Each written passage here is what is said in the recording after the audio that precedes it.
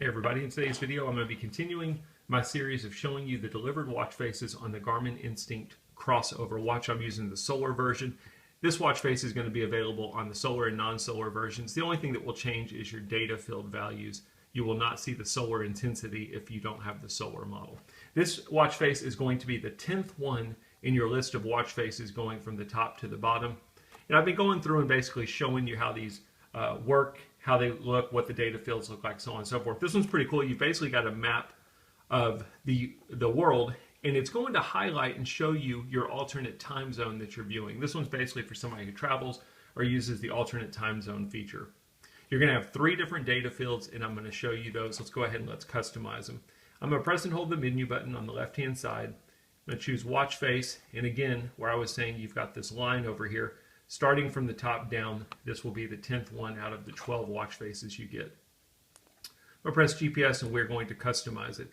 As with every watch face on the Garmin Instinct Crossover, you cannot change the color, which is a big disappointment for me on this watch. You're going to be stuck with the dark background and the light colored font. On the Instinct 1 and 2, the delivered watch faces, they give you the option of do you want the light colored background in the dark font or the dark colored background in the light font. They do not do that on the Crossover.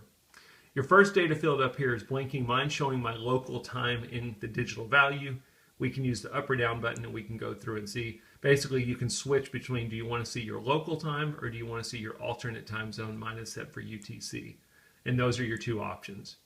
You'll notice when I switch to UTC, it shows a different map view versus my local time zone, which shows the time zone that I am in for my local time.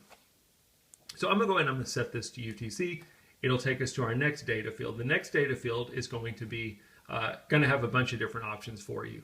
So I'm just going to cycle through those for you. This is where I was saying if you've got the solar model, you have the option to see your solar charging or your solar intensity. You wouldn't see that on the non-solar models. So you can have this data field turned off completely, or here would be all of your options.